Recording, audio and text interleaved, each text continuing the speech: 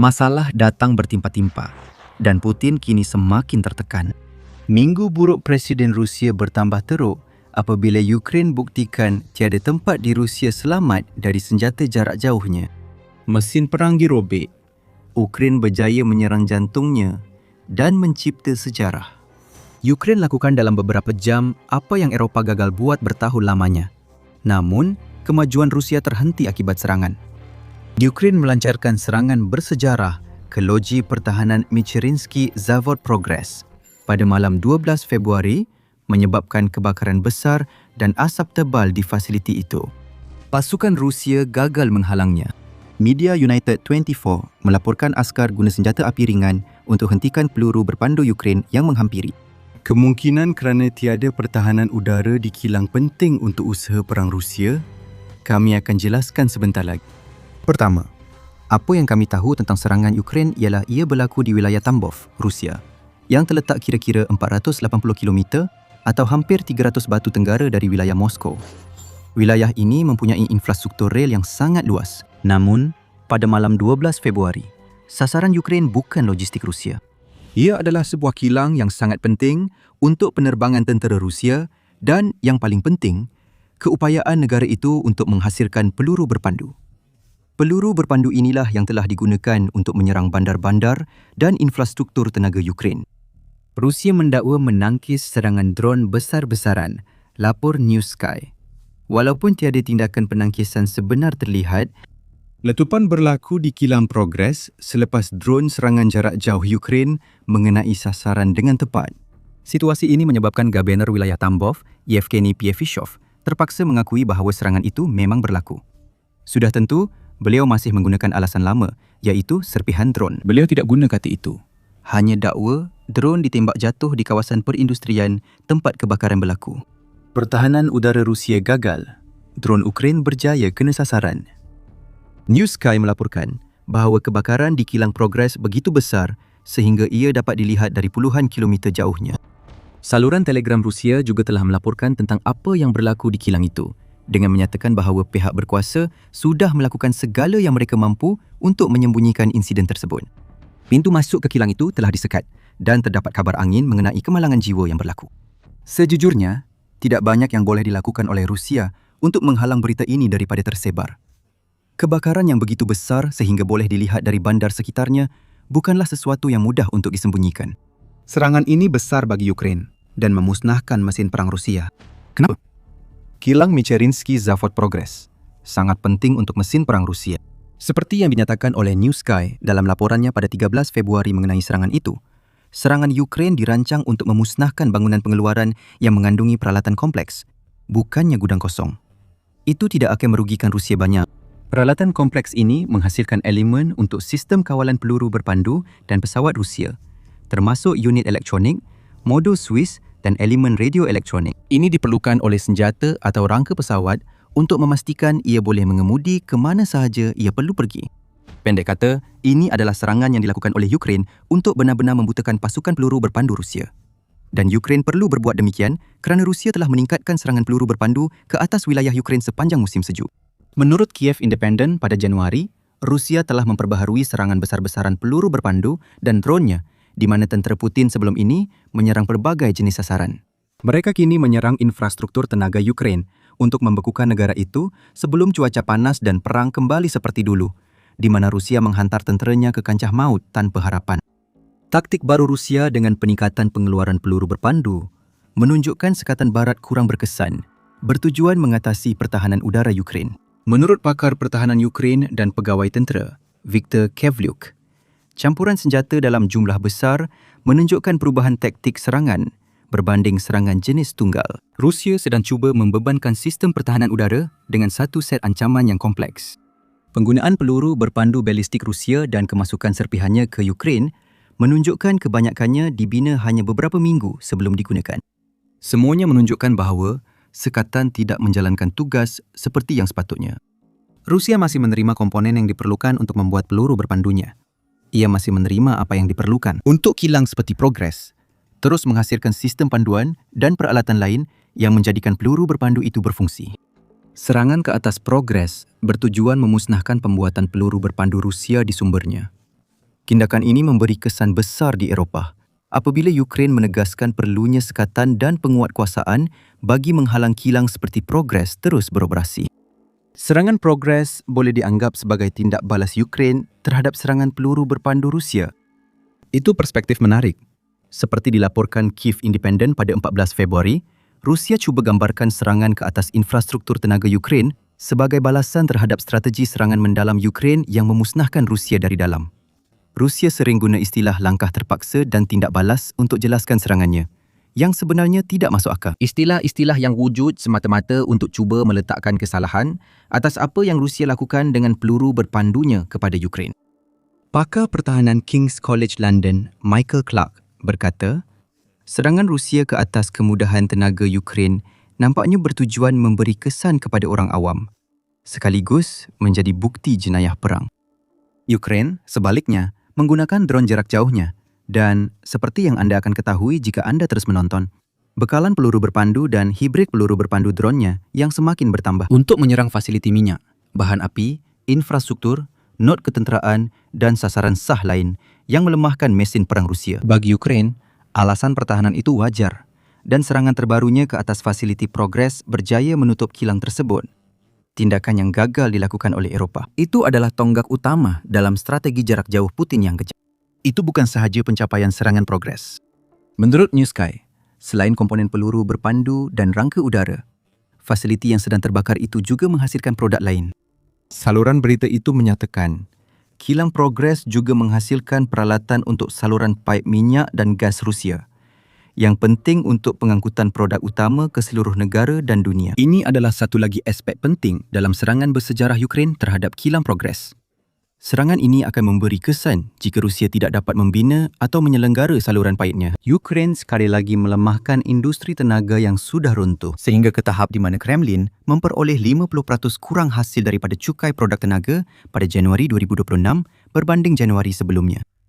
Oh, dan jika anda tambah produk elektrik untuk sektor awam yang dihasilkan oleh kilang Progress, anda juga akan dapat sumbangan besar daripada Ukraine. Kesengsaraan akibat perang oleh Putin kembali kepada rakyat Rusia. Dan reaksi mereka menarik. Ia adalah gabungan pengakuan senyap seperti yang kita lihat dengan alasan serpihan drone yang biasa dan dakwaan bahawa mereka berjaya menangkis serangan terhadap fasiliti Progress. Kita pernah melihat sesuatu yang serupa apabila Ukraine menyerang loji tersebut pada Jun 2025 yang lalu. Walaupun ketika itu Rusia cuba menggambarkan apa yang berlaku sebagai insiden tempatan. Serangan terkini ini terlalu besar bagi Rusia untuk menutup kejadian tersebut. Anda boleh lihat gabungan pelik pengakuan dan penafian bila Rusia dakwa mereka sudah padamkan kebakaran itu. New Sky melaporkan, saluran Telegram menyatakan kebakaran itu sangat dahsyat hingga kaki tangan dan penduduk kawasan berdekatan mungkin perlu dipindahkan. Ini kisah dua cerita. Dan versi Rusia sering penuh propaganda dan pembohongan. Kami tadi sebut Ukraine guna peluru berpandunya pada Rusia. Ia melakukannya dalam satu lagi pusingan serangan. Ini mengubah malam bersejarah Ukraine menjadi kegagalan besar mesin perang Rusia untuk Putin. Sebelum masuk ke topik, anda sedang menonton The Military Show. Jika belum menanggan, sekarang masa sesuai untuk melakukannya. Peluru berpandu Ukraine menunjukkan keupayaan hebat apabila salah satu kilang komponen ketenteraan utama Rusia terbakar, membuktikan mereka mampu menyerang sasaran lain dengan berkesan. Ia ialah hybrid drone peluru berpandu Flamingo. Juga pada 12 Februari, media United 24 melaporkan bahawa Ukraine telah melancarkan serangan besar terhadap sebuah tapak simpanan peluru tentera yang besar milik Direktorat Utama Peluru Berpandu dan Artileri atau GRAU. Serangan berganda itu menyaksikan peluru Ukraine meluncur ke Rusia apabila peluru berpandu Flamingo menuju wilayah Volgograd untuk memusnahkan fasiliti GRAU. Dekat Koltuban, ia dipercayai salah satu pusat simpanan terbesar Rusia untuk peluru, bahan letupan dan peluru berpandu digunakan di Ukraine. Pasukan pertahanan Ukraine mendedahkan bahawa mereka telah berjaya melakukannya dalam satu kenyataan yang diterbitkan di Telegram yang menyatakan letupan kuat telah direkodkan di kawasan fasiliti tersebut dengan letupan sekunder berlaku selepas itu, sementara tahap kerosakan penuh sedang dinilai. Apa yang kita lihat adalah satu lagi kejayaan penggunaan Flamingo terhadap sasaran tentera Rusia. Ini adalah senjata yang sepatutnya tidak pernah wujud.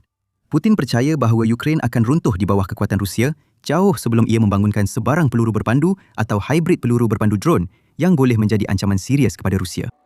Kini, sebuah fasiliti Grau telah dimusnahkan, peluru berpandu yang sama dilancarkan Rusia ke Ukraine kini meletup di darat dan menambah lagi kemusnahan itu. Dan seolah-olah, minggu ini tidak boleh menjadi lebih teruk untuk Rusia. Ini hanyalah salah satu daripada beberapa serangan yang dilakukan Ukraine dalam satu hari serangan yang menyasarkan mesin perang Rusia. Di Volgograd, Ukraine, menyerang loji penapisan minyak Luafet-1 dan memusnahkan infrastruktur serta elemen AVT-3 menurut staf Am Ukraine. Di bahagian Zaporizhia yang diduduki, Ukraine juga berjaya memusnahkan sebuah gudang yang dipenuhi dengan peluru yang digunakan oleh tentera Rusia di Ukraine setiap hari. Tindak balas Rusia terhadap semua ini adalah seperti yang anda jangkakan. Gabina Volgograd, Andrei Bocharov, mengesahkan kebakaran di fasiliti Kementerian Pertahanan Rusia. Kerosakan teruk menyebabkan pemindahan kecemasan. Tiada maklumat tentang fasiliti itu. Tetapi rakaman letupan dan kebakaran yang dikongsi oleh Noel Reports ke X sudah jelas. Saluran pemantauan melaporkan letupan besar dan bunyi pertahanan udara. Semua ini menunjukkan bahawa Ukraine menyasarkan sesuatu yang bernilai dan jika kita percaya kepada Ukraine sendiri, mereka telah melakukan serangan tepat, sudah tentu. Bocharov dakwa Rusia berjaya tangkis ancaman. Itu lagi kata-kata itu. Walaupun kemudahan yang diancam sedang terbakar, kami tidak pasti jika pihak berkuasa Rusia faham maksud menangkis. Perkataan itu hanya sesuai digunakan jika pertahanan udara anda berjaya hentikan serangan Bocharov, bukan bila kemudahan diserang teruk hingga peluru meletup. Kementerian Pertahanan Rusia tidak memberi komen tentang serangan di Volgograd, menurut United 24. Ia telah menyatakan bahawa pertahanan udara menembak jatuh 106 drone Ukraine pada malam serangan itu, dengan salah satu daripadanya kononnya ditembak jatuh di Volgograd dan 13 lagi di Tambov. Tetapi bolehkah sesiapa benar-benar mempercayai perkara itu pada ketika ini? Kedua-dua wilayah tersebut mempunyai kemudahan utama yang berkaitan dengan strategi peluru berpandu Rusia yang telah dimusnahkan. Kementerian Pertahanan hanya berdiam diri sementara peluru berpandu dan komponennya musnah terbakar. Pada 12 Februari, Ukraine menyebabkan kerosakan besar yang merentap jantung mesin perang Rusia. Sebentar lagi, kami akan beritahu anda mengapa salah satu serangan itu dilakukan oleh Flamingo. The drone missile hybrid was so important. Sebelum itu, mari fokus pada sasaran utama serangan Ukraine, iaitu keupayaan peluru berpandu Rusia. Kita telah bincang bagaimana Rusia guna peluru berpandu musnahkan infrastruktur tenaga Ukraine. Pendekatan ini jelas direka untuk membunuh orang awam Ukraine secara tidak langsung, bukan memusnahkan sasaran ketenteraan sah. Menurut penganalisis ketenteraan kepada The New Voice of Ukraine, masalah utama Ukraine ialah Rusia kini boleh menggantikan peluru berpandu yang digunakan di Ukraine dengan cepat. Menurut Anatoly Krapchinsky, bekas pegawai tentera udara Ukraine dan pakar penerbangan, Rusia kini membina cukup banyak peluru berpandu untuk membolehkannya melancarkan serangan besar ke atas Ukraine sekali atau 2 kali seminggu. Krapchinsky berkata, Rusia mungkin ada sekitar 500 Iskander, ratusan KH-101, KH-555 serta banyak KH-59 dan KH-32 dalam simpanan. Beliau menyatakan, Rusia berjaya kumpul 300 hingga 350 peluru berpandu KH-101 dan KH-555, sehingga 500 peluru berpandu balistik Iskander M, sekitar 250 hingga 300 peluru berpandu jelajah Iskander K, dan sehingga 200 peluru berpandu kaliber secara keseluruhan. Ini memberikan penceroboh satu simpanan campuran yang besar yang membolehkannya membentuk pakej serangan yang kuat dan mengekalkan keganasan berintensiti tinggi. Krapchinsky berkata, Rusia sedang menambah peluru berpandu pada kadar 120 hingga 150% daripada penggunaannya. Bagi setiap 100 peluru berpandu yang Rusia gunakan di Ukraine, mereka membina 120 hingga 150 peluru berpandu. Ini adalah satu masalah. Dan inilah sebenarnya yang Sekatan Barat sepatutnya halang pengeluar peluru berpandu Rusia daripada membuatnya. Pengeluar-pengeluar itu tidak terlalu terjejas. Sekurang-kurangnya tidak seperti yang diperlukan Ukraine. Serangan bersejarah Ukraine ada tujuan jelas. Memusnahkan dipuk di Volgograd boleh keluarkan beberapa peluru berpandu Rusia dari perkhidmatan. Tetapi hanya sehingga Rusia pindahkan lebih banyak peluru berpandu ke wilayah itu. Serangan ke atas fasiliti Progress jauh lebih penting kerana memusnahkan pengeluaran peluru berpandu menghalang Rusia menambah stoknya. Ukraine sedang melakukan apa yang gagal dicapai oleh Sekatan dan mereka melakukannya dengan meneruskan strategi serangan mendalam yang terbukti sangat berkesan. Menurut New Sky, Ukraine telah beberapa tahun membangunkan keupayaan jarak jauh untuk melancarkan serangan seperti di Volgograd dan Tambov pada 12 Februari. Penciptaan Flamingo ialah contoh sempurna. Apabila Putin melancarkan pencerobohannya, drone dianggap sebagai satu gangguan yang mungkin menyusahkan tentera Rusia yang gagah, tetapi tidak mampu berbuat banyak untuk menghentikannya. Kini, Ukraine ada drone peluru berpandu hibrid berkuasa besar yang mampu menyerang sasaran ratusan batu dalam wilayah Rusia. Keupayaan jarak jauh ini memberi 3 kelebihan strategik kepada Ukraine.